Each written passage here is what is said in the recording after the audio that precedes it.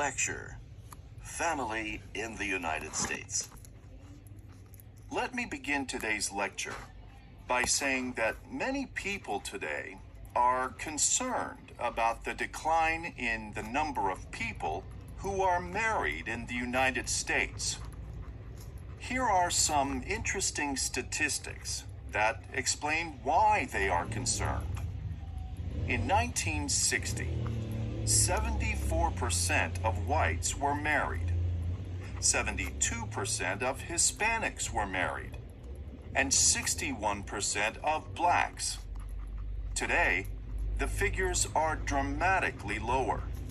Only 55% of whites are married, only 48% of Hispanics, and only 31% of blacks. When we look at the young, that is, people between 18 and 24, the figures are even more surprising. 45% of young people were married in 1960. Today, by comparison, only 9% of young people are married. Okay, what does all this mean for the family?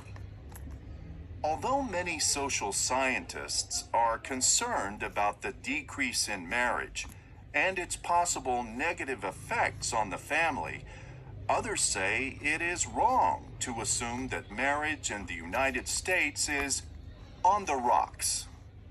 Rather, they argue there are changes in the culture which are contributing to different ideas about marriage and family. In any society, economic and cultural elements interact with each other and bring about change. That is what has been happening in the United States. I'll try to explain the way Americans look at family today by taking a look at how their views have changed over time. I'll depend on the writings of sociologist Barbara Defoe Whitehead in looking at three different time periods: the mid-1940s to the mid-1960s, the mid-60s to the mid-80s, and finally, the present. We'll refer to the first period as the era of the traditional family. The second period we'll call the period of individualism. And the third period we'll call the period of the new family. So, let's start with the first period, the mid-1940s to the mid-1960s, the era of the traditional family. This was the period after World War II, a period characterized by a very strong economy, a rising standard of living, and a growing middle class.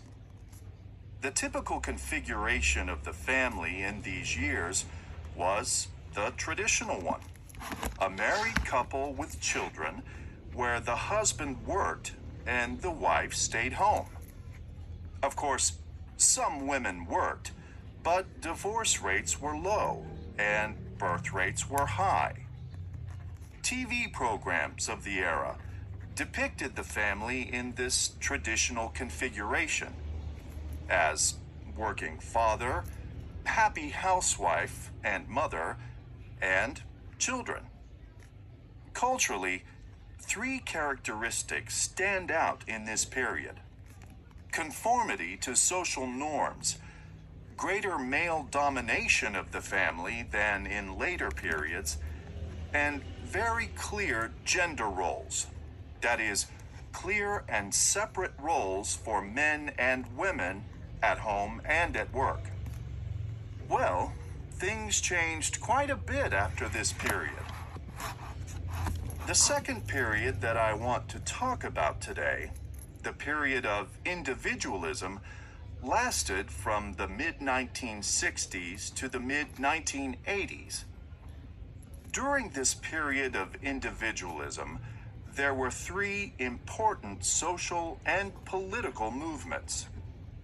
The first of these movements was the sexual revolution. in which sex was no longer always reserved for marriage. The second was the women's liberation movement. The women's liberation movement was an outgrowth of the struggle for civil rights. Women's liberation challenged discrimination against women at home, at work, and in society in general. The third movement, against the war in Vietnam, was more political than social. All three movements, the sexual revolution, women's liberation, and the anti-war movement, were typical of the non-conforming nature of these decades. Culturally, it is in this period where we see two important social developments. One development was a stronger focus on one's career and work. The second development was a drive for self-expression and self-fulfillment. These developments suggested that women could and should do more than raise children and take care of the family. In this period, the feminist movement challenged traditional gender roles and male domination of society. Women began to enter professions that had been generally closed to them. Professions such as medicine, law, and management. Men began at least to consider a more active role in raising their children. In addition to the cultural changes during this period of individualism, there were also economic changes that affected families.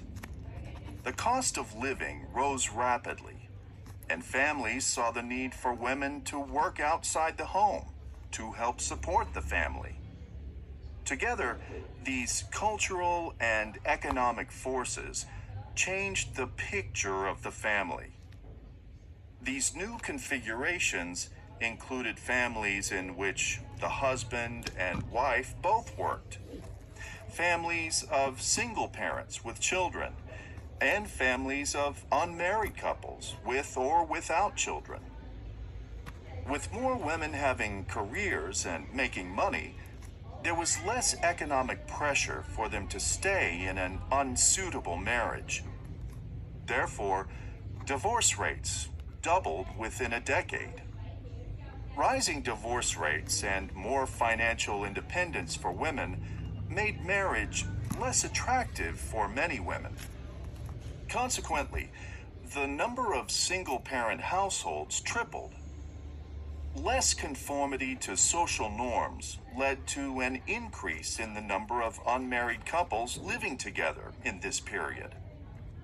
Can you see how economic and cultural elements interact with each other to change the family? Well, let's go on to the third period. The third period, from the mid-1980s until now, what we'll call the new family, is harder to see because we are living in this period now. However, I think that today, most people are happy about the social changes that occurred in the second period of individualism. Women are not willing to give up gender equality, the freedom to leave an unsuitable marriage, or the fulfillment of an interesting job. At the same time, many experts claim that children have paid a high price for the social changes that took place in the second period. Young children often spend long hours away from their parents and homes, in daycare, and school-aged children often pass after-school hours home alone while their parents work. Many children grow up with only one parent or with step-parents. A look at the new family shows that young people are more cautious about marriage than their parents were. They still very much want to get married and have children, but they are willing to wait for the right person. And they want to get educated and have good jobs before marrying. The statistics support these findings.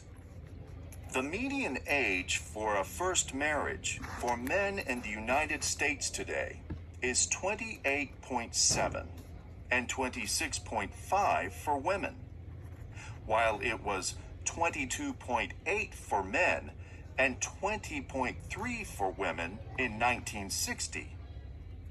Women may make more money than their husbands and share in the decision-making much more than women in the traditional family. And today, the ideal family has just 2 children. Parents, especially fathers, spend much more time with their children than in the past. And many upper and middle class children have more structured activities like music lessons and sports than children used to. The changes in the family over the last 50 years or so have caused some politicians, religious leaders, social scientists, and everyday people a lot of concern.